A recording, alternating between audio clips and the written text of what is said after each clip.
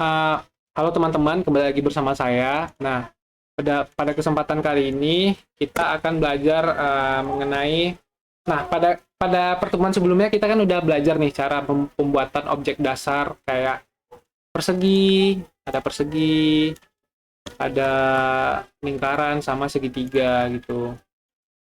Nah, dan juga objek-objek lainnya kayak bintang juga setelah itu pada video sebelumnya. Nah, saya belum jelasnya secara detail cara mengubah ukuran-ukurannya dan secara presisi juga, dan juga mengatur sudut dan membalikan objek ini gitu. Jadi nanti ini bisa kita ubah-ubah objeknya atau kita edit lagi.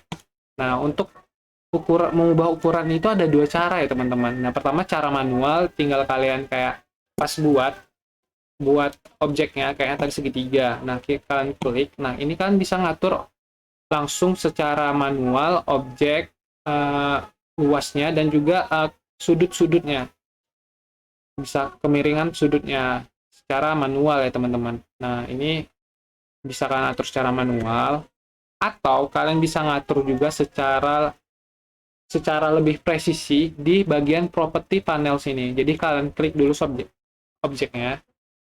Nah, kalian bisa ngatur nih misalnya kemiringannya melalui properti panel sini. Nah, kalian tinggal atur misal 190 minus 190. Nah, kegunaan dari ini nih ya mungkin kerja kalian nanti lebih presisi, lebih lebih tepat dalam pembuatan desainnya untuk ukuran-ukurannya nanti.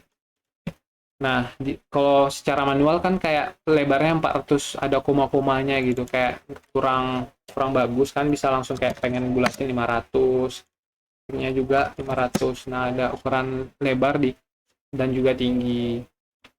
Nah, di sini juga ada yang namanya ya teman-teman, juga di sini ada X dan Y. Nah, X dan Y ini mungkin letak ya, letak koordinat, lebih ke koordinat pada objek kalian. Nah, di sini kalian bisa ngatur misalnya 100. Nah, berarti dia ada di X-nya ada 100. X itu kayak koordinat letak secara vertikal, Y itu horizontal. Misalnya nih, Y-nya kita kasih 100, dia bakal ke bawah. Nah, kan tinggiin lagi dia bakal ke bawah. Kalau kalian tambahin lagi X-nya dia bakal ke kanan, kalau kalian kurangin lagi X-nya dia bakal ke kiri. Udah, gunanya mungkin kayak kalian bisa ngatur secara lebih presisi atau lebih tepat lagi secara secara otomatis di sini. Kalian juga bisa ngatur secara manual juga ya di sini menggunakan selection tool tadi. Nah, itu. Nah, kalian udah tahu nih cara ngatur lebar dan tingginya secara lebih tepat atau lebih presisi, dan juga letaknya secara presisi, ngatur sudut-sudutnya atau kemiringan sudutnya. Nah, kalian juga bisa menggunakan yang ini namanya nih, flip along horizontal. Jadi kalian bisa memutarkan objek ya teman-teman. Objek desain kalian secara vertikal maupun secara horizontal gitu. Nah, kalau menggunakan segitiga nih kan atau persegi kan lebih lebih mungkin lebih bingung ya.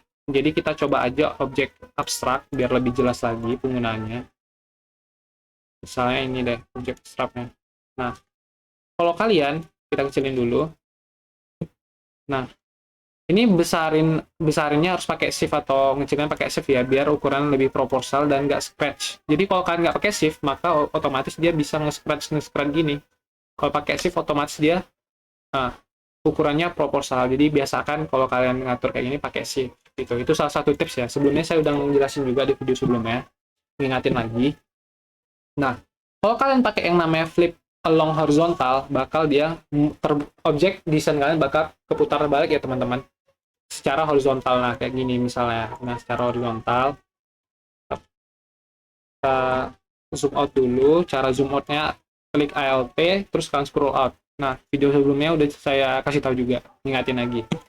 Nah, kalian bisa memutar balikan secara vertikal tadi gitu. Nah, misalkan kalian balikin nih ke sini. Nah, gitu. Kalau nah, ada juga yang secara vertikal. Nah, tadi secara horizontal. Jadi dia terputar balikin objeknya. Nah, itu kegunaan flip horizontal dan vertikal.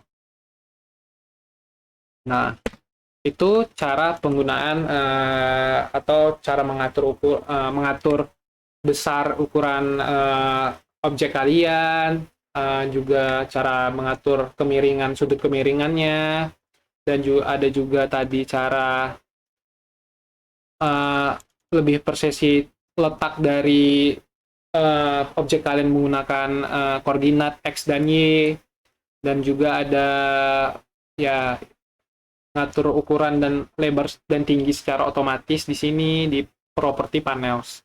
Nah, kan juga bisa ngatur lebar dan tata letaknya secara manual menggunakan selection tools. Nah, kayak gini.